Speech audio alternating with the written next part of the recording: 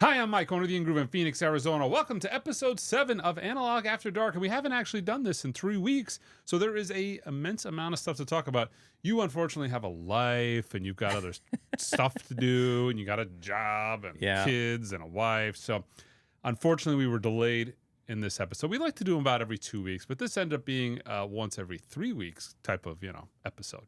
But we'll be back on track, I believe, next week.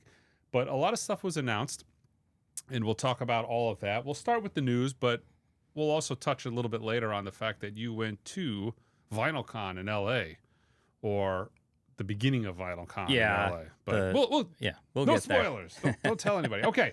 Big news this week is they have announced a new Rhino Hi-Fi box set. It is a Jethro Tull box set limited to 3,000 copies, and this is covering their first 5 albums. This was Stand Up, Benefit, Aqualung, and Thick as a Brick. Of course, all analog, cut by Kevin Gray. Now, this box set is a Rhino exclusive only for the time being, but like all the ones that have come in the past, I'm assuming they'll break it up and sell it individually, with most people buying Aqualung. That's kind of the Jethro Tull way. What is cool about this announcement is right now you can actually buy it as a reel-to-reel as well. Which... Just the Aqualung. Just the Aqualung. Yeah. Which makes sense. Yeah. The thing is, it's not a really good recording. Never has been. Mm-hmm. There was a Steve Wilson remix that was done a while back that was kind of, I think, an improvement. Mm-hmm. But it's not a hi-fi recording by any stretch of the imagination. Not that the Sex Pistols were or the Ramones were. And I don't mind the idea of the Rhino Hi-Fi doing titles like that because, in my opinion, it's okay still on a non-hi-fi title to still get the best presentation possible. Yeah.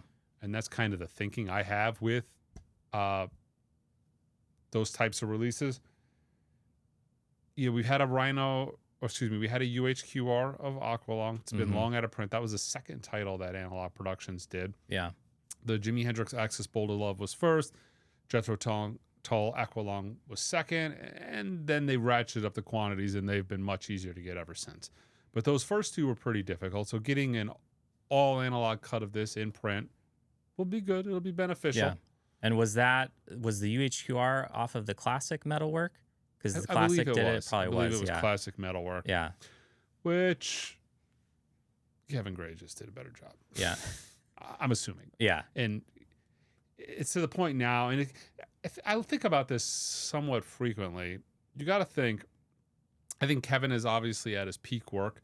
Even if you go back and do his previous DCC output compared to now, previous, he did stuff in the 90s going back to those MCA super heavyweight vinyls. He did the Who's Next.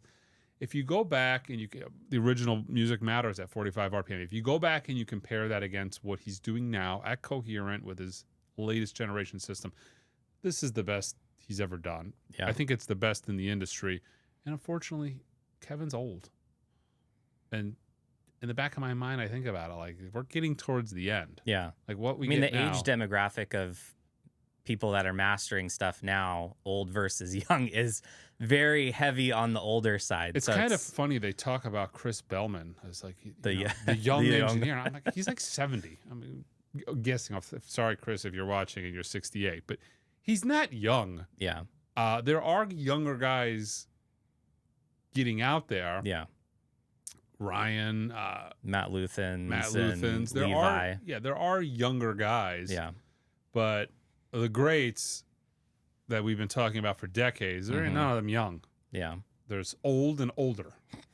That's kind of, we're in the old scale. Yeah. But the stuff they're putting out now is about the best they've ever done. And we definitely are in the golden age of audiophile records. People complain about, the same stuff is being overdone. And I'm sure with this announcement of Jethro Tull, people will be complaining again, they've already done this. But very few people have that Aqualung UHQR. There's many people that would want it. They're not going to spend $125 or $150 on a UHQR. And I love to remind people of the fact that these Rhino Hi-Fis live in record stores, people that are not audiophiles, that know nothing about audiophile records, stumble into the Jethro Tull section of a record store and say, oh, this looks cool. I'm going to buy this. Yeah. And it introduces people to audiophile records. But there's an immense amount of stuff that Rhino has done as part of the series that hasn't been done, including minus Stand Up, which came out as a 45 RPM from Analog Productions, all of these other records. Yeah. So, yeah. And the price point's killer. I mean, $40 if you're talking 245 UHQRs or an entire box set by Rhino Hi-Fi, yeah. I mean, and their presentation, especially on the doors, was just amazing. It takes the same amount of space on your shelf. Yeah. Even with the thinner box, it still takes the same amount of space. Yeah. And they're 33, you know, it's I feel like a really good entry point for people in. The singles, you're spending $45, 33 RPM. Yeah. Not going to have probably, you know, many, if any, pressing defects on it, and it's going to sound killer. So I'm not a huge Jethro Tull fan. I like Aqualung. Yeah. I'll get Aqualung. To be honest, I'll free some shelf space up because I'll probably end up replacing the UHU. I've gotten to the point now where I'm just... Yeah. I look at the boxes. I got to do a standalone video on the big multi-$100,000 jazz collection I bought. It was jazz and R&B. But the amount of stuff I'm bringing home from that is a lot less than I would have thought. But the stuff I'm bringing home is like... Yeah. Holy... Like, I look through the boxes of the stuff I bring home, and they're not... You know, they're small boxes. But when I look through it, it's like, it's all gas. Yeah. But I'm to the point now, I just got to slim down stuff. I've got too many records. I saw a post today on Facebook or some social media where it was somebody that was organizing all of their box sets, like Analog Productions, MoFi, all that. And they had 2 full Expedite cubes, just full. I mean, it would look beautiful, but it's like, if those are just your box sets, I mean, that, again, especially people that don't prefer box sets, I mean, it's like, how many records could you fit in there if you got rid of, you know, slimmed down and got rid of the boxes, which... It's just, moving for me is on the horizon. I'm waiting for my alimony to be done, which is coming up soon. So as soon as got a big circle on your calendar on when that ends. I got a circle. Yeah. I got a party scheduled. There's a vacation. Yeah. It's going to be glorious. Yeah. But my house is falling apart around me. This room looks nice because it's been done up, but the house is crumbling and it's a tear down. So it's like in the back of my mind, any amount of money I put into it, I know is 100% a complete waste because it's a scraper. I've got the crummiest house in the nicest neighborhood. So it's like nobody's rehabbing this 50-year-old, 70-year-old home. Yeah. Not having. So the house is being gumballed together. I got to move, and I just look around. And I look at 700-pound Wilson speakers and 700-pound subwoofers and 300-pound amps. Just looking at all these amps, and I'm like, you know, I just want to move less. Yeah. And that's really allowed me to focus on pruning the collection. I got to fire up some whatnots again because I'm going to start burning through some some of the better stuff. And, you know, a lot of it's been going to the store, and a lot of it's been on our pre-owned section. But I will pick up the reel-to-reel, which I'm crazy at this point because I just stack of reel-to-reel sitting there waiting for you. I just acknowledge it's not a good recording, so the reel-to-reel is going to be Who knows the mastering work that's been done on it to make it sound even not a good recording. And well, has there been a preferred source? Because it sounds like from this they're using the UK tapes. I don't know what they've used, and Steve Wilson was digital, obviously, but I don't think it's nothing against. It's nothing against the source. It's just the album itself wasn't. It's like Black Sabbath self-titled. Black Sabbath self-titled is not in the same league as Steely Dan Asia, so it's not holy cow, a wow type of experience. But it's a great record, and if you want a great record, this is the only way to. You know, it's one of those things. You don't skip on a record because it's okay. You know, the music means a lot. Sex Pistols is an amazing record. It's not a hi-fi record, but you can have a great record that, you know, some audiophiles only want good sounding records. Yeah. So there's a lot of music that never hits their shelf because it has to sound good. I want it to sound as best as possible, but I still buy it for the music. Yeah. And there was a time when I bought a lot of audiophile records because they were audiophile records, but that was 30 years, 20 years ago. 20 years ago, I wasn't buying the beginning of the O's when I was buying art because nothing else came out. So you had to wait once every couple of months to get a new, audiophile record. So you pretty much took what you could get. Now I do a new arrival video and there's 14 a week. But in the old days, there was 4 a year. Yeah. So it was an event. It was all the latest Dick Shorty's percussion ensemble is out. We gotta music for Britt, Bram, Broom, and Harp. Let's get it. That was a big deal, but that's not the case anymore. So I can be a lot more choosy. Yeah. But you want to buy a record because it's a good record. And Aqualung, this is a great record. Yeah. I mean, do you own it? I have a first UK press of Aqualung. That's the only Jethro Tull I have. How's it sound? I mean, it's old vinyl. It's a clean copy, but again, I don't look at it as being some audiophile. Yeah, but anything. I mean, it's an artifact. It's. I've listened to it a couple of times. I remember listening to that record.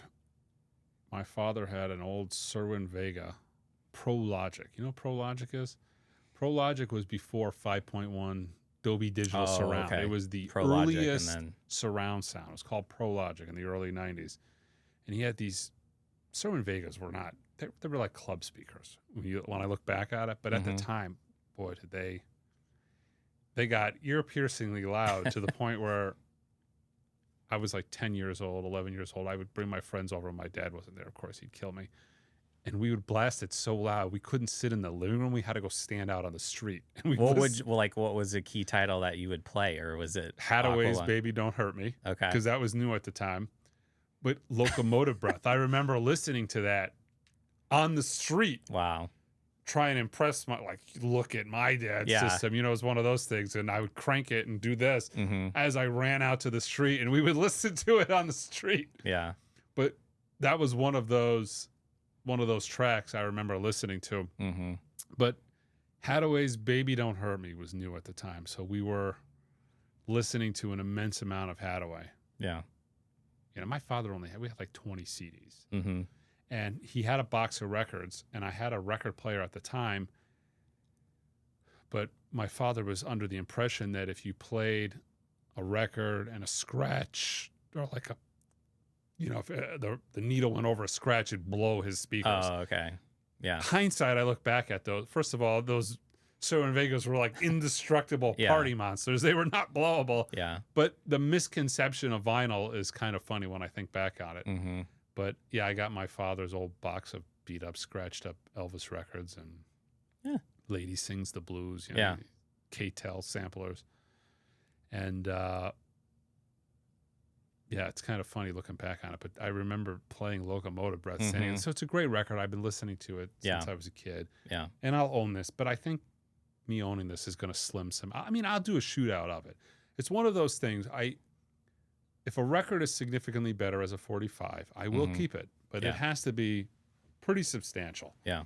So I'll give it a listen to, and I'll buy the reel-to-reel, even though, like I said, it's not the best-sounding record. I don't have a working reel-to-reel player, and I got to buy Joni Mitchell's Blue. That's the only one that I haven't bought from the series that I need to get on. It's interesting that your main focus has been records for so long, and now you're like, I gotta go get this reel-to-reel. I'm missing a reel-to-reel in this entire set. Like I've had, you're gonna have FOMO reel-to-reel. I've like had that's a weird dynamic. A beautiful reel-to-reel player for over a decade, and 15 tapes to play on it, 20 tapes.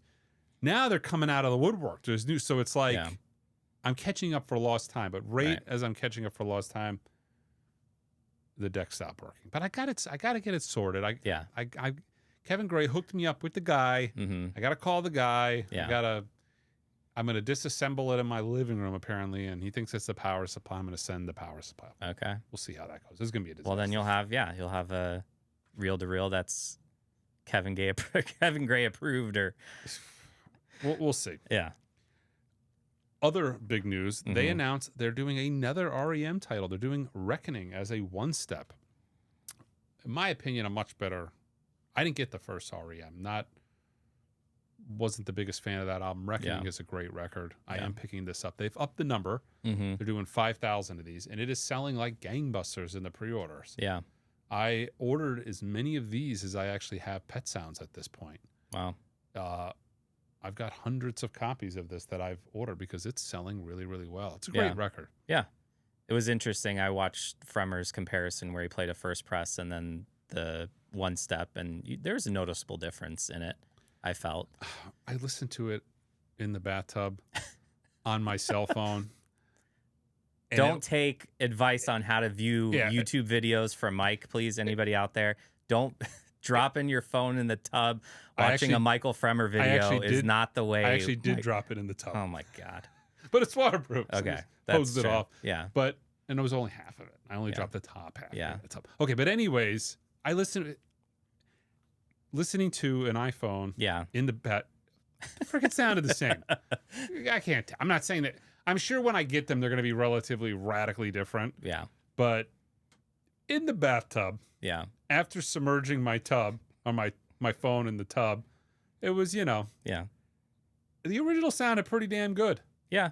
I mean, those came out on, I'm sure, Quiex or something, if I remember correctly, Quiex versions of it. They're really good sounding records. And can they be improved upon? Yeah. Is this better? It probably is. Yeah. But the original is pretty damn good.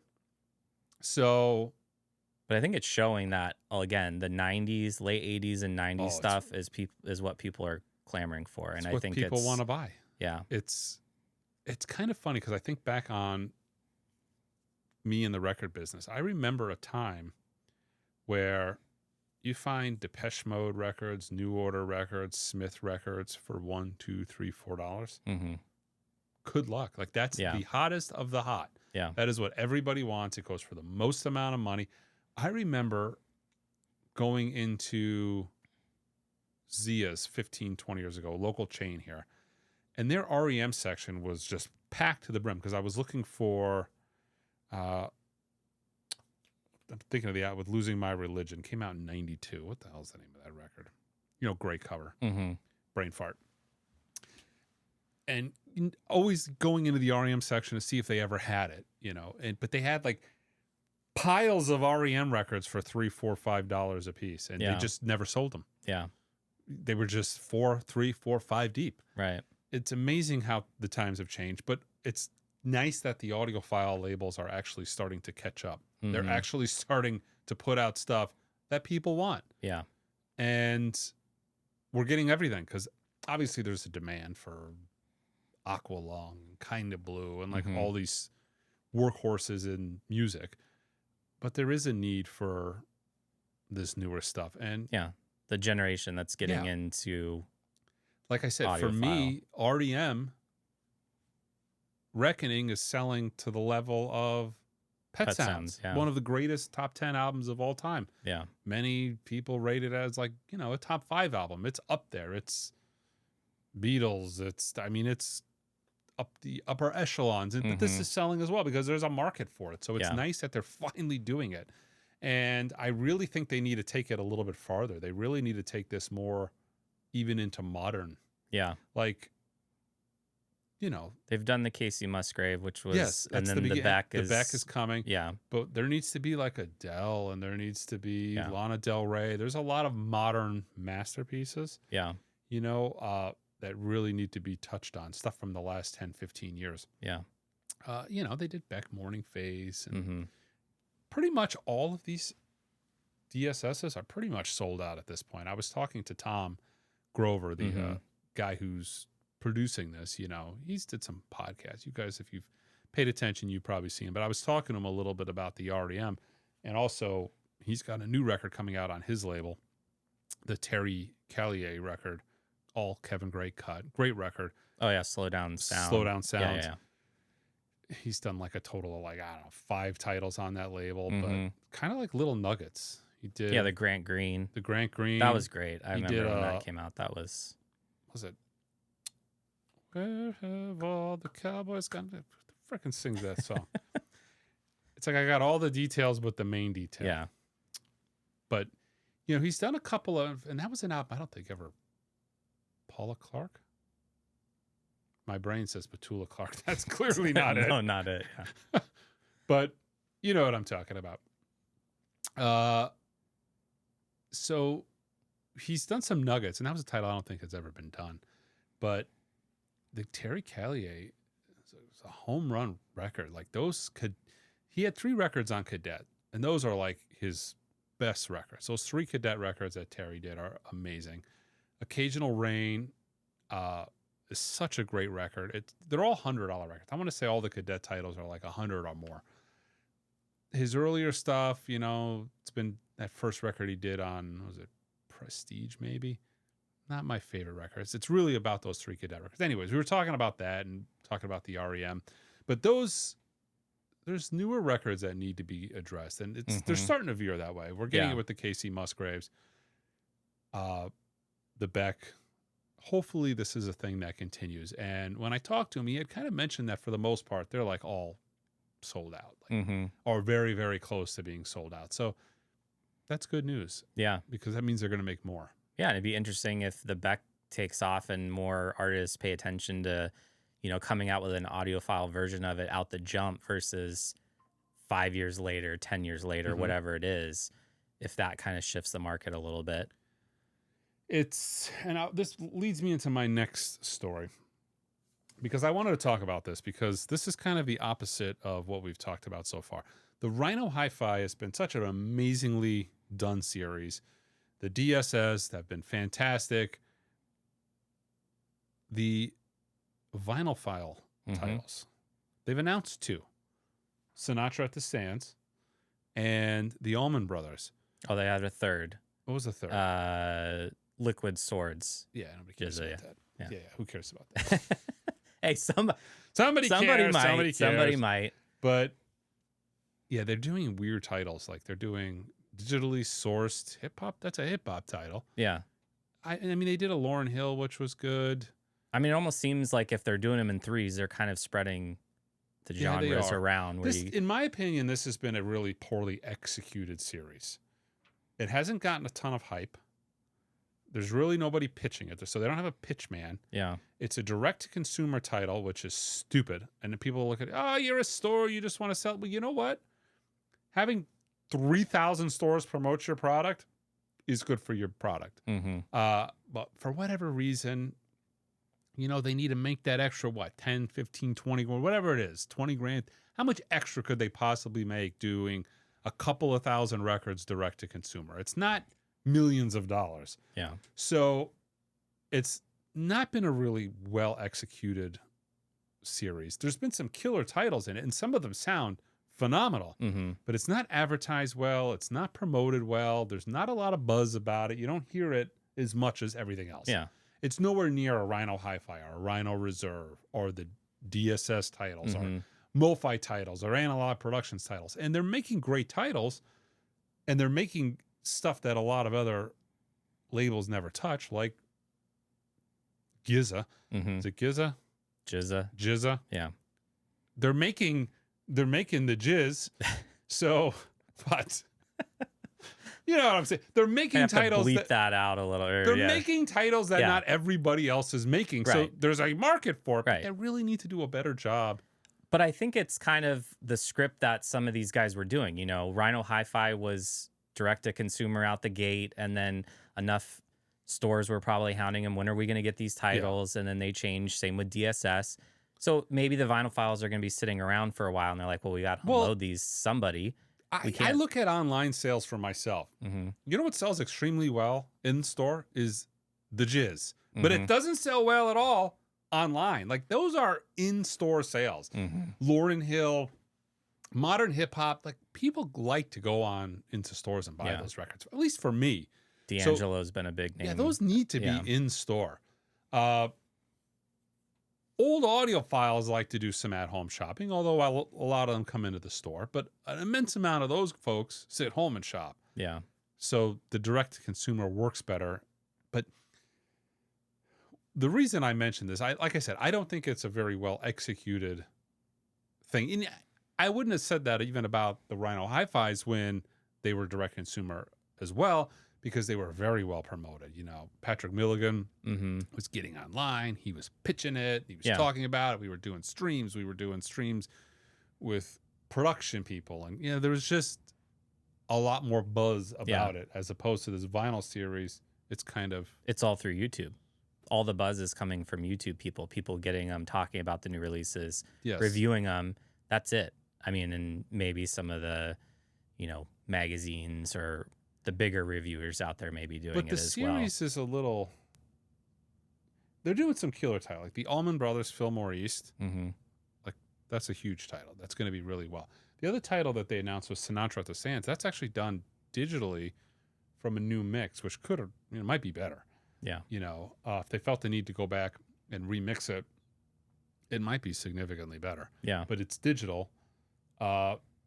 The Velvet Underground, I thought was killer.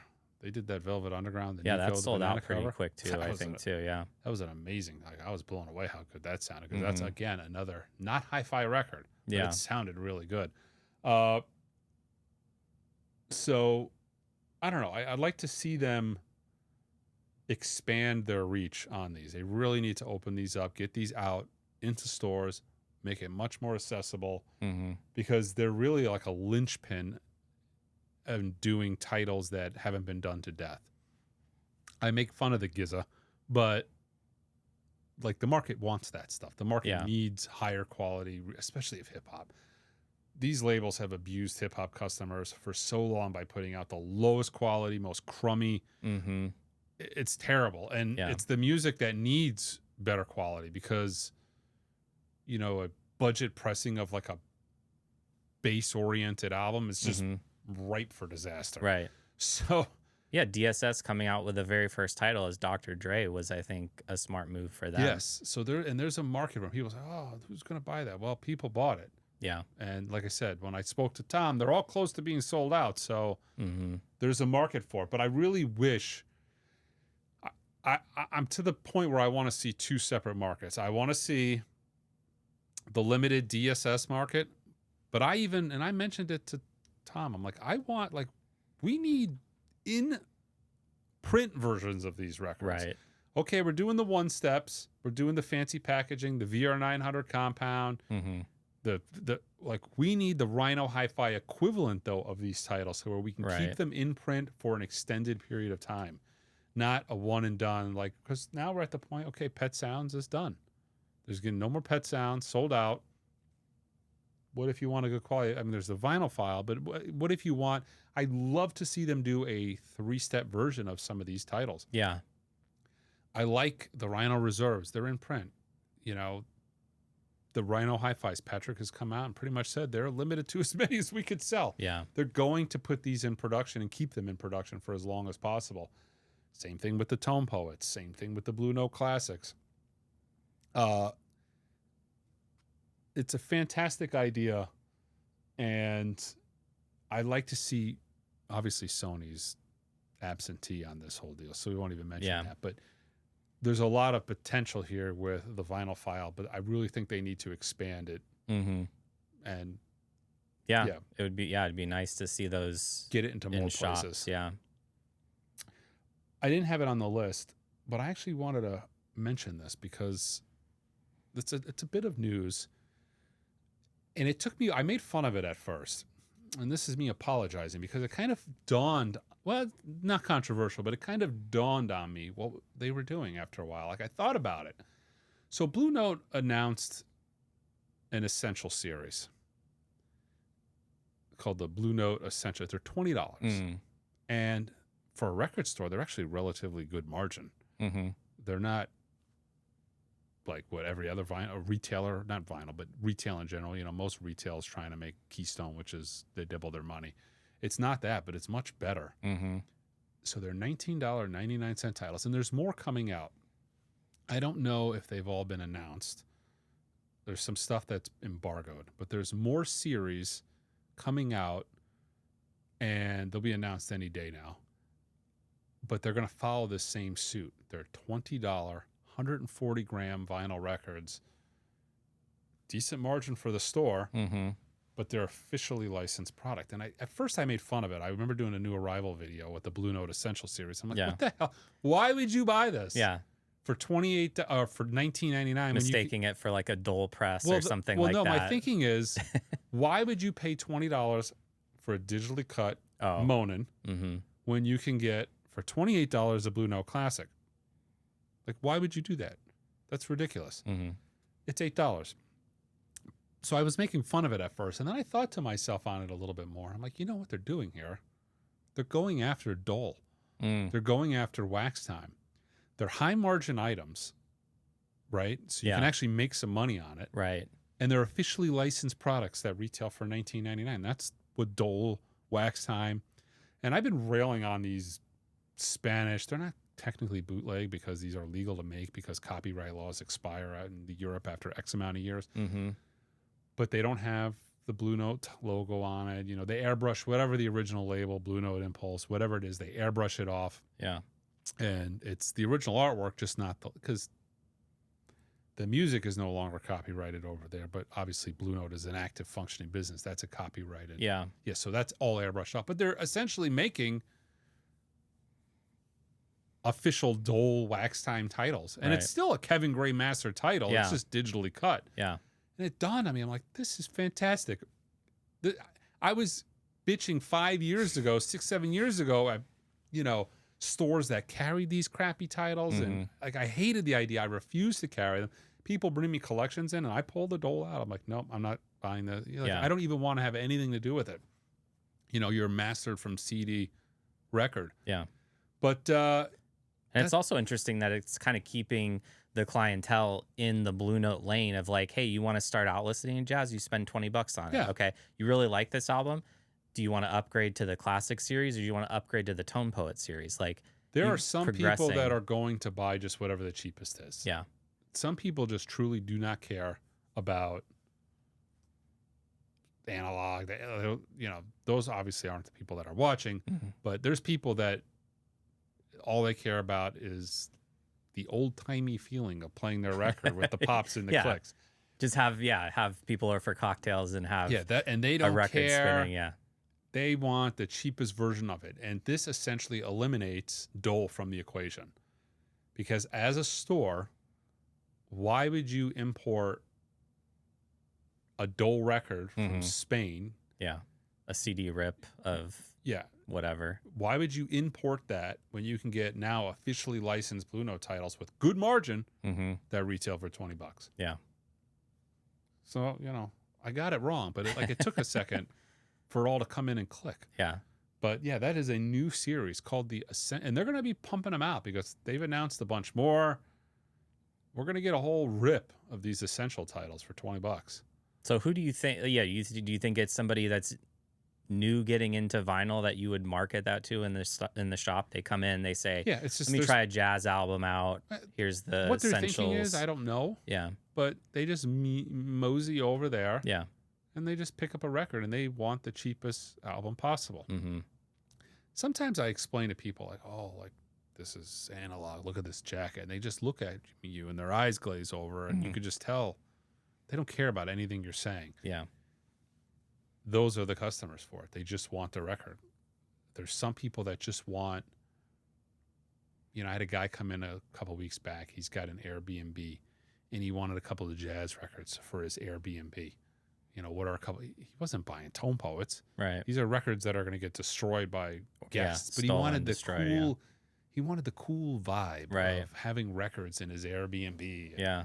Those coffee shops that have, you know, records on the wall or something. Those are the customers for these, you know, you need a cheap copy of Monin. Here it is.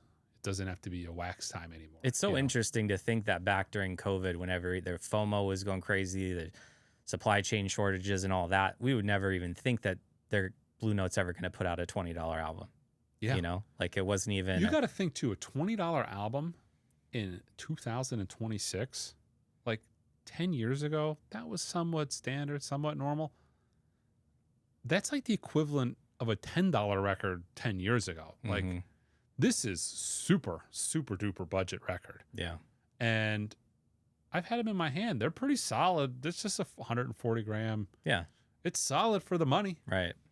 But yeah, it's eliminating, essentially it's giving the stores an opportunity to make the same amount of money, not have to deal with importing something and making the same amount of money on an officially licensed product. Yeah, that's easier. It's going to be much easier to get in the United States. Right. You know what I mean? Right. I think it's designed to. I think somebody over there finally said, you know what? Why are we just seeding all this money to Dole? Let's just make. I mean, we can do the exact same thing they're doing and do it better. Yeah. We can make, and that's what they did. That was a little sprung in news. No, that's but it's a new series. Yeah. There's an immense amount of new series coming out on a daily basis. Mm-hmm. Okay. Rhino Rocktober was just announced. The Rocktober, what is it, 50 some odd titles? They do it every 54, 57 titles. They do it every October. They announce a bunch of titles. And it's a bunch of killer stuff. This is kind of how it breaks down. They've always announced the last couple of years, there's new Rhino Reserves that get announced. There's new Rhino Hi-Fis, and by new, I mean new to indie record retailers, titles that were exclusive only to Rhino that are now coming to hi-fi shops. Prime example, Crosby, Stills, Nash, previously available only through them. Now it's being made available to record stores. And then they always do, there's always sleeper titles. There's always titles they never announce as analog that end up being analog. Why in the world they do that, I don't know. Yeah. And then the War Greatest Hits, was that a Rocktober? That was like a sleeper. Yeah. Well, it was Record Store Day, and then Record Store Day. It was like again. a Sounds of Summer, which is another one of their series, and then it was like a Rocktober title. Yeah. But anyways, I think the big news from this that we can take away immediately is all the new Rhino Reserves that were announced. Rhino Reserves are mostly analog. There are some digital titles in there, but it's very clearly printed on the label. Mm-hmm. This is the list of Rhino Reserves. I don't know yet if all of these are analog or which ones are digital. They're doing the Chills Submarine Bells, the B-52's Cosmic Thing, Doug Somm, Grover's Paradise, 2 Randy Newman titles, Good Old Boys and Sail Away, Not a Surf, High and Low, Mott the Hoople, Brain Capers, the Dream Academy self-titled, and Alice Cooper Goes to Hell. What is cool about this list is I zeroed in on the B-52's Cosmic Thing. That had their biggest hit on it, Love Shack. Yeah. The mobile fidelity of it is not great. Was that one of the B-50? Because I know they did 3 titles. The first 2 titles were actually done really well. Cosmic analog, Thing, probably. Yeah, they were from a safety tape. Yeah. And I think this was from a safety tape, but it wasn't good. Mm-hmm. But a lot of the modern reissues of that record haven't been very good. I don't know what the hell happened. I don't know where the master tape went. I don't know what the deal is. But this is actually being advertised as cut from the master tape by Matt Luthans. Hopefully this sounds good because, like I said, the Cosmic Thing from MoFi, not one of their best records. The self-titled, the yellow and the red album, the first 2 are really good. I really dig them. They did a good job with them. Cosmic Thing, not so much. But a pretty solid list of Rhino Reserve titles. And there was also, Joni Mitchell Blue, Rhino Hi-Fi is coming to indie record stores, so that'll be here. A couple In Excess titles for the Rocktober. The Ramones debut album as a mono mix. I don't even know the story on that. I don't even know what the hell that is about. Yeah. But Tom Verlaine titles. Yeah. The clear vinyl. I think those are there was a box set where they came out on clear vinyl. They're just breaking them out. I think that's a box set break. But yeah, all of those should be on the website. If they're not on there already, they'll be on the website, later in the week. Yeah. Once I get all the official you got details. a lot of SKUs and everything to build. Yeah. So I'm looking out of this. You going to pick any of these up? Yeah, probably some of the reserve titles. Alice Cooper, the B-52s sounded interesting. I'll do the B-52s. I'll probably the Ramones mono is interesting. I'd be curious. Yeah, and like I said, there's always some sleeper analog cuts in there that they don't tell anybody. Why? I don't know. They'll keep it a secret. But you can feel, once October hits, everything seems to ramp up towards the holidays with stuff coming out. I'm waiting for it. I hate summer. Yeah. Summer here especially. Summer in Michigan is fantastic. Summer in Arizona, less so. Yeah. But it's not only that, it's a tourist town, so business is slow. There's less going on. It's just in general in Arizona. But once October hits, it starts hopping and popping. Mm-hmm. Football comes back. Yeah. November hits or even October now, Christmas starts coming out. Although Charlie Brown Christmas is coming out. yeah, That'll you get the year's latest version of Charlie Brown Christmas, which they announced an OJC of. Yeah, which is big news. that was exciting. That's going to be a home run sale. Mm-hmm. I think this one's, somebody put in the comments, I didn't verify it, but they said this one's actually cut by Matt Luthans. Yeah, I'm sure he did the 33 and same time as he did the 45 for the UHQR. Yeah. So this is a I said Kevin Gray originally because he did most of them. Right. And the ones he didn't do were actually Matt Luthans at Cohearent. This is actually a Matt Luthans at the Mastering Lab. So, all right, let's move on to the Talk Music segment. And I'll start by saying a lot of people have asked me about my ERC review. There's been trouble. Speaking of Arizona heat.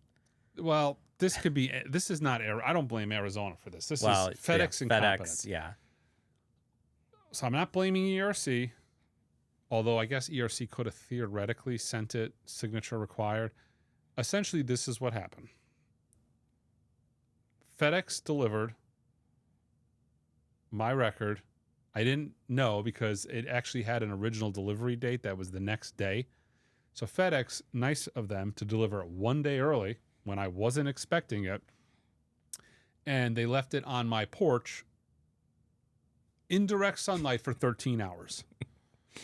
So 13 hours, it was hot. Like, yeah. Direct sunlight is terrible. 113, I think it was that day. Direct sunlight at 85 degrees for 13 hours is going to toast your record. Yeah. So it's not Arizona. Like, direct sunlight is the worst. I have records behind my garage. It's not air conditioned, but they're stored right. And it gets 110 back there, 112, 130. Those records are fine. They've been there for years. I go in there, I pull boxes out of there every now and then to bring to the store and process. No warping issues. In the dark, properly stored, fine. In direct sunlight, baking, major problem. Yeah. So you just took your box when you got home and just tipped it over and all this black ooze just came out of the Actually, the way they packed it kept it from being completely bowl-shaped. I mean, it was like this. Yeah. And it was so hot, it actually damaged, there's the picture window. It actually started... Turned into colors or... Well, it started melting it to where it wrinkled. Oh, wow. So, like I said, it's not an ERC problem. Yeah. It was just a circumstance of FedEx delivering it to my house when I wasn't expecting it and sat on the porch for 13 hours. Yeah. Not even in the shade. FedEx didn't, I've got bushes. They could have put it behind a bush, and I think it actually would have survived in the bush because the way they pack it, it's between, 10 pieces of cardboard. If it was off in a bush, that wouldn't have been a problem. Instead, it was just... So I got a delivery notification. I don't know where the package is. Well, have you checked your bushes lately? Well, they take a photo of it. Yeah. And this, actually, they have they took a, I look at the photo. I'm like, and lo and behold, you could just see like the sun just in the photo. I'm like, oh God. If you were quick enough, you could have just, if you have a Ring doorbell, just intercom the delivery driver. Can you move that over like 5 feet to the left, please? I have a Ring doorbell. Oh. They didn't even push the bell. They just literally dropped it on the porch in the light and let it just cook for 13 hours. And they literally delivered it. We open the store at 11. I leave here at 10:30. They delivered it at 10:42. So it sat the entire day. Yeah. Again, not an ERC issue, but still your luck with ERC is adding to the never-ending story. The jacket looked cool. But, they did the jacket looked obviously top quality. They did a good jacket, though, originally for the just $25 version. They did, the plastic window. Like, that was a good jacket, embossed cover. Yeah. But they did a good job on the jacket, and that's all I could tell you because the record was toast. Yeah. So now you're getting a full replacement. I'm getting a replacement. So in the past, like they've had issues. Like if you had an issue, they just sent you out a new disc or a new. But that was not the case this time. They're like, you have to send it back, and they wouldn't send me a replacement until I sent it. And I got busy, and it took me about a week to send it back. So I still haven't had a chance to listen to it. Yeah, I'm looking forward to it. I was so looking forward to it. I had grabbed a Rhino Hi-Fi off the shelf, and I just played it in store because I'm like, I want to listen to it. Because I had in my mind prepared to listen to it. So I couldn't. I listened to the Rhino Hi-Fi, which is amazing. It's got my initials in the dead wax, but that's not the reason it's amazing. It's just good. Okay. Tell me about LA. This is the talk music segment. So let's talk some music. Let's talk some music. You went to LA. Yeah, I sat here. It was not as fun, but you went record shopping. Yeah, I mean, I didn't escape the heat necessarily, but I was there for work. I was there Wednesday through Friday last week, and VinylCon was happening Saturday and Sunday. So a bunch of the VC folks were out there and kind of organize it with them a little bit because I wanted to see everybody in person for the first time. I've talked to everybody over the years in chats and emails and texts and all that. But spend some time when I had free time to go to some of the record stores there. I think I went to maybe 6 or 7 while I was there. I hate traffic here, but traffic there is on a whole nother level. I was there probably during a hot streak too. It was probably 95-ish degrees with humidity. And traffic there makes Arizona like a small country town. Yeah. And I was driving everywhere. I had a rental car, so I had one day where I went up to Santa Barbara for work, which was nice because it was 25 degrees cooler. But yeah, I connected with the guys out there, and it was... So you met a lot of the vinyl YouTubers there. Yeah. They were all doing some shopping, doing like a record crawl on Friday. I got to meet Mazzy's music. He doesn't need a plug. He does, yeah. Carry on. Jim from Record Collector News was there. Super nice guy. Tim from University of Vinyl was there. Rob the Wax was there. I think Joey from Seven Horse came in that night or later. I didn't see him, but he was there as well. So you went to how many record stores with these guys? And then Patrick from Vinylphyle. I went to maybe 3 or 4 with them because they had gone to Record Safari first, which I was there the day before. But they went to Record Safari, and then we did like 2 or 3 shops afterwards before I had to cut out and head to the airport, which again, just from being in LA area just to get to LAX is like an hour and a half to get there, and then returning the rental car, going through all that stuff. So I definitely gave myself plenty of time to get back. But yeah, it's 6-ish, 7-ish record stores. I went to maybe 3 or 4 of these guys, and again, they know the deal. They know how to dig, and there was plenty of record stores to go around. A lot of the higher dollar stuff probably was going to VinylCon, just they were the all nature of the prepping weekend. But being in LA, I picked up quite a few soundtracks, which was cool. That was kind of what I came back with, and then some store merch. But it was sent good. Me some pictures. I mean, there was definitely. Yeah, I think the 2 best places that I liked the most it was CD Trader in Tarzana, and then Permanent Records in LA. I see you got the shirt. Yeah, I was there with the guys and got a shirt there. Yeah, the thing, and I told this to Rob and the other guys, the thing that drove me crazy is almost every shop like surgically seals all their records. I think it's to prevent theft, but you have to take the record, if it's a $30 or more record, to the front to have them open it up. The records are in the jacket, so you can't see anything. You have to go up there, inspect them before you buy anything. I was like, this kind of takes the fun out of it. Yeah, if you don't buy it, they always give you the look. Like, oh, you just wasted my time. Yeah. I got to seal these records all back up. Yeah, I hate I'm just not used to that. I'm used to being able to look at everything, and if you got a higher dollar record that's on the wall, you bring it down, you open it up in front of the owner. Hey, is it okay if I check this out? But with vinyl conditions, everything, so you obviously want to look at everything before you buy it. LA, I've shopped at records, for records, many spots around the world. There is the most concentration of good records in LA, than anywhere. I mean, short of going to like the Den Bosch Record Fair, which is the largest record fair in the world. Obviously, there's a lot of records there, but as far as the city, nothing beats LA as far as records.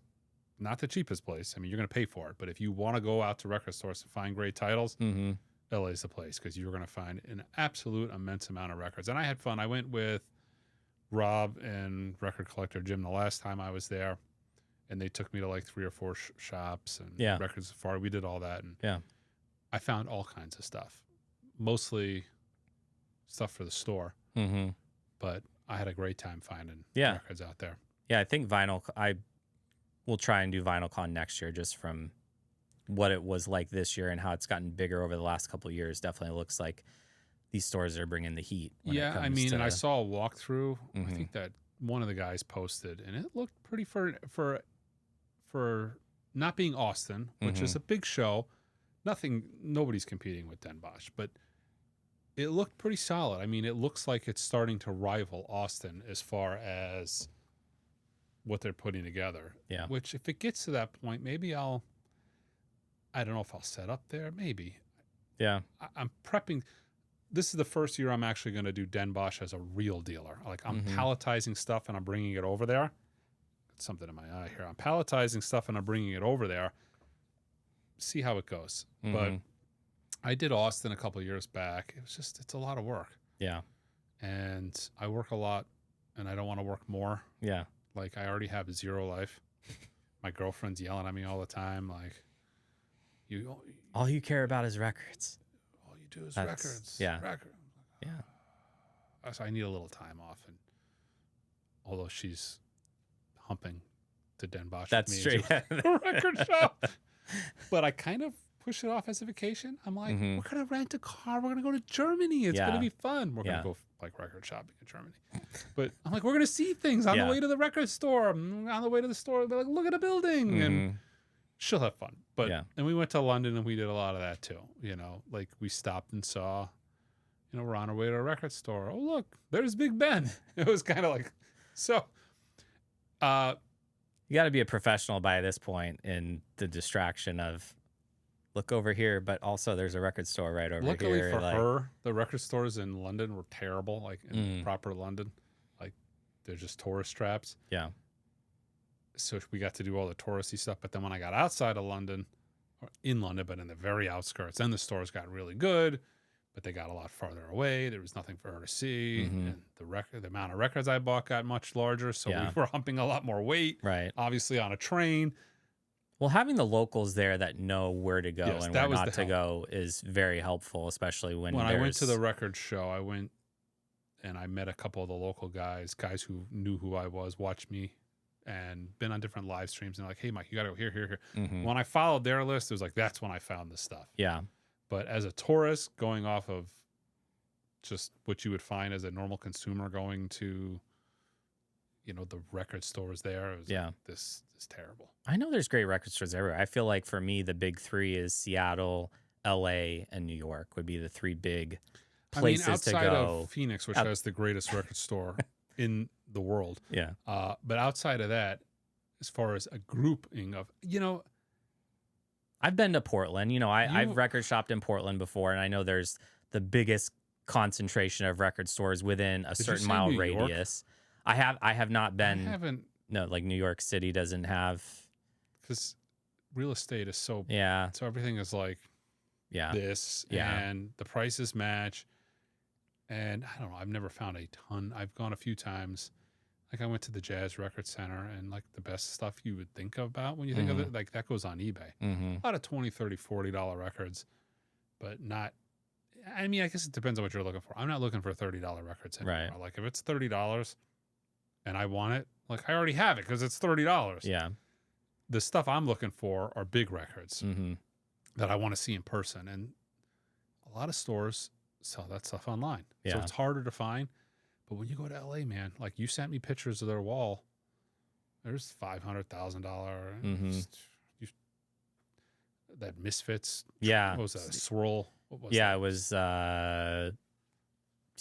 one of the clear pink swirl versions that Glenn signed, and like $6,500, like, and that looked like it had come from Amoeba. So I'm sure a lot of the stuff between all the big stores there kind of circulates around. But there is a lot of high quality stuff on walls in LA, and a lot of other stores just dump that stuff online. Yeah. But LA, man, you find the stuff. But you it was good. Yeah, it was good. You met Rob when he was here, so I guess you met I'd already met for Rob the first time. Yeah. But it was great to see everybody for a little bit. I wasn't there He's very such long, a world traveler, but yet he doesn't come to Phoenix, Arizona. I don't know. It's ridiculous. Boycotting? I don't know. Do people not realize how awesome Phoenix is? You guys are mistaken. Like this is 8 months of paradise here in Phoenix. Yeah. Well, we talked so much about the heat earlier on in the pod. Now go back to what it's like November through You guys are like March, you're and dealing it's with rain yeah, and thunderstorms and snowstorms, and it's 75 degrees with no humidity. yeah. So like, like it's amazing in Arizona. I feel like until people come here, once they're here during that time, like so many of these snowbirds are like, I would never leave. Like I'll they're deal like with the heat. That's why most of the people that live here are snowbirds. Yeah. Because they're like, this is amazing. And then Phoenix is like a world-class city. We got Scottsdale. We've got all the sporting teams you could want. We've got I feel major right at events. Mazzie's lane. He needs to come in and be on the pod we'll too. throw I him feel on the pod. We can put a seat. What, right in the middle here maybe, and just grill him from just either angle. Put a spotlight on him. We're interrogating him turn about up the juice on the light over there. Yeah. It'd be fun. I would love to actually have guests on the podcast, but apparently nobody likes to come to Phoenix. Or they're not telling you. Perfect opportunity. Sneak in, sneak out. Perfect opportunity. And I told him, you need to do a record store day in Arizona. You need to do a proper in-groove record store. Mm-hmm. None of this bullshit. Write your list out of records you want. What the hell's the fun in that? A nice, orderly trip to the record store. You thumb through the racks. You look, you peruse, you buy what you want. Yeah. No pandemonium at the record store. We could make a big deal out of it. We could do, close the shop on Friday or whatever it is, and then have after hours. People bring records in, have a couple cocktails in the shop, and then open it up the next day for record store day. There's no martini mix here, but I was going to say we can lube them up right here on the pod. Yeah. It'd be great. Get some barrel select here for them. Yeah. But you had fun. Yeah, it was good. And what was the most expensive record you bought there? It's probably the sealed DCC of Raiders of the Lost Ark soundtrack. It was like $120 or something like that. I mean, it was clean. It was sealed, so. Yeah. All right. Let's get to segment number 3, which is the viewer question and answer segment. Oh, yeah. We supposed to intro with send us your questions early, not at the end. I'm done. Apologies you guys don't send me questions. Mike. Yeah. I'm going to just eliminate these questions. We're not going to answer. We're going to eliminate this in the future because this isn't going well. But we did get one question, and it's a question I've answered quite a few times, and I'll answer again because it is a good question. I'm going to ask you the question, and then I'll answer it. Okay. This is from Matsy Waffles. Question for a future episode.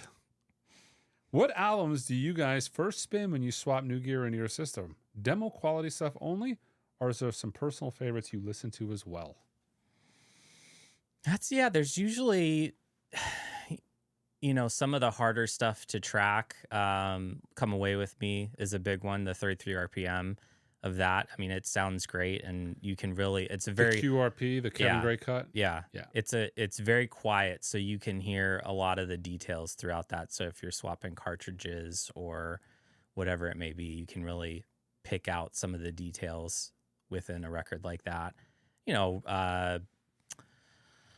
Led Zeppelin 2 RL is always great for bass. The Billie Eilish album's good for bass too. Those are probably like three different genres too, to play and kind of spread it out a little bit. I mean, I remember when I was getting into, during COVID and I was getting into more audiophile stuff. I mean, you always had your demo records in the shop that you would plug on good stuff. Dave Brubeck's Time Out at 45, The Doors 45, LA Woman, some of that stuff, especially if you're really familiar with it. I feel like the more familiar you are with an album, the more you can hear and that's the key. Layers. It doesn't necessarily matter the title you choose. It matters the familiarity you have with that record. I have, 5 or 6 records that I always go to when I change gear. Billie Eilish is one of them because it is a very bass-heavy record, and the way it images is much different on different systems. Her first album, what is it called? With Bad Guy on it. Oh. Her first, what's the name? Where Do We Go When We All Fall Asleep? Yeah, Where Do We Go When We All Fall Asleep? Yeah. That is one of them. Roger Waters' Amused to Death from Analog Productions It's just an album I'm extremely familiar with, and there's a lot of layers to it, from the explosions that are hard to track, from the softer, quieter parts. I like the way it builds up. So it's just a good record. I'm very familiar with it. The LA Woman on the AP title. It's just that I've heard it a gazillion times. I've heard the album 10 gazillion times. I'm so familiar with it. The Norah Jones is a good example because that is a record that a lot of systems will handle the sibilance in her voice much different. So that's another record I like to demo. The Dave Brubeck Timeout, the solo on Take 5. I like to just fast track right to that. And these are albums that typically when I'm doing a major system change, all of those are the first 4, 5, 6 things I listen to without fail every time. When I'm doing speaker positioning and I'm trying to get something right, it's generally those albums again, to image, to see how it sounds. Another one I like to play too, not that it works, but I always like to, when I'm doing a turntable swap out or anything cartridge related, is the Tchaikovsky Teldark, the 1812, with the digital cannons that never track, like the very, very, very impossible to track cut. I don't expect almost anything to track, although I had a Lin LP12 once that it actually tracked. But virtually everything I've ever put that record, on, it skips. Or it doesn't skip. It doesn't skip. It just jostles around so much in the grooves, just doesn't track. But I like to do that as a test to see how well it tracks. Not if it can track, because it almost never can, but how erratic does it traverse the groove. Yeah. But, that's kind of mine. And I talk about these quite frequently. And a lot of these records, to be honest, I've got a box of records. So the hi-fi section of the store, a lot of people might not even know. We sell hi-fi gear. A lot of it's on the website, but I also have a demo room in the shop. Actually, I'm in the process of doing a lot of swap outs in there right now. But I have a demo room in the shop, and a lot of the gear that I have, or I have a box of records, a lot of those records are just what I've described. Yeah. Because I think they're great sounding records and they're just go-to. And then there's another record I listen to a lot, not necessarily demo or when I swap out equipment at the house, but I actually find myself listening to this the most at the store to demo gear. And that is the Various Sounds of QRP. It's an old Thorn sampler. It was made for Thorns originally, but that was all analog as opposed to the wonderful sounds of female vocals, Christmas, and male vocals. Those were all digital. This is actually analog. And I like it because I can pull out one record and go to a customer, well, what do you want to listen to? And then they're like, and I'm like, well, you want to listen to classical, you want to listen to jazz, you want to listen to blues, you want to listen to rock, soul. They can typically just tell me a genre, and then I just grab one of the 6 sides and play it. So I find myself grabbing that record all the time. That Shaft, there's the Shaft theme, the Staple Singers, the Ricky Lee Jones doing the Steely Dan cover is great. There's a couple of the classical tracks on there. There's the Hope, Hugh Masekela. There's a couple tracks from that, or a track from that on there. There's some of the APO, which is the Analog Productions label, their blues label. There's a couple tracks on there. But I find myself grabbing that a lot, so it's a good demo record. Yeah. But yeah.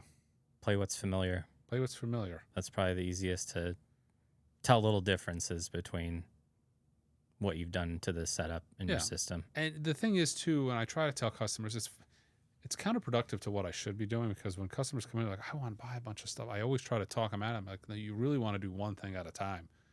You can buy a bunch of gear, and will you get improvement? Yeah, if you go from a bunch of $100 gear to a bunch of $1,000, yeah, you'll get an improvement, upgrading stuff. But, like, where do you get the most bang for your buck? And you don't really know that when you make these massive wholesale changes. So it is good if you're going to, like, I always recommend customers to put the most they can into an individual piece of gear and upgrade that. Like a piece of gear at a time is really the best way to go, because then you feel like you got value for, like, right away. Like if you buy a new turntable and you listen to it, you're like, damn, that made a huge difference. Yeah. Well, if you buy a turntable, a cartridge, and a phono stage, what made the difference? So that's kind of, that philosophy is kind of how I switch out gear. And also kind of, I don't know, though, between the records and the gear, like I like to know what I'm getting for the money, and that kind of helps. Yeah. Yeah. What's the last piece of gear, on a side note, you upgraded? The cartridge? Well, yeah, I had the cartridge, and then I did some tube rolling on my project phono stage. Mm-hmm. But yeah, the cartridge I swapped out was the last piece, and that's been, again, cartridges I feel like are the most fun to just listen to records that you didn't listen to before, or have listened to a million times, and compare and see it's different here versus there, and all that. And as an industry, not enough money is spent on cartridges. I know they're crazy expensive, but folks will spend $7,000 on a turntable. They'll put an $800 cartridge on it. But man, the difference between a good $800 cartridge and a good $3,000 cartridge is pretty monumental. Yeah. And I'll never forget, I went to Expona maybe 3 years ago, and Frank Kuzma was there. I was in the Kuzma booth, and he had the Stabby, like the basic Stabby turntable, which is a great turntable. It's a couple $1,000s. But he had their top of the line Sapphire tone arm and $20,000 cartridge on it. But the table itself was the base model table. Yeah. And I was talking to Frank about it, and even he mentioned, he's like, not enough money and attention is put on these other two components, because the juicy stuff is a turntable. So that's what people focus on. Yeah. And it was a great sounding table with that, obviously, $2,000 table and $50,000 tone arm and cartridge, but it sounded good. Yeah. But yeah, I have a lot of fun doing cartridge swaps because it makes an immense difference. Yeah. And you got a table though. Well, it's not new 1200G. Yeah. You got the 1200G, which is now out of production. It's been replaced by the anniversary table. But that table, so many people buy it. It was like $4,200 at the time. Yeah. It went up and then it went out of production.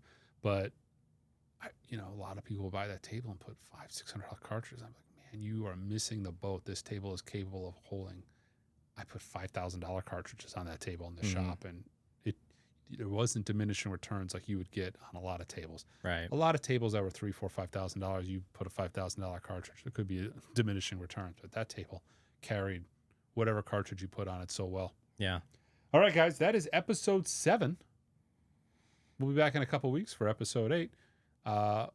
Let's see what predictions we seem to have. What's coming next? We seem to talk about things that end up happening in relatively short order. Yeah, that's becoming maybe more thing. Budget label releases. Well, that maybe I already know is coming. Well, there's embargoed stuff. Yeah, so I know stuff is coming, but yeah, who knows? Until next time.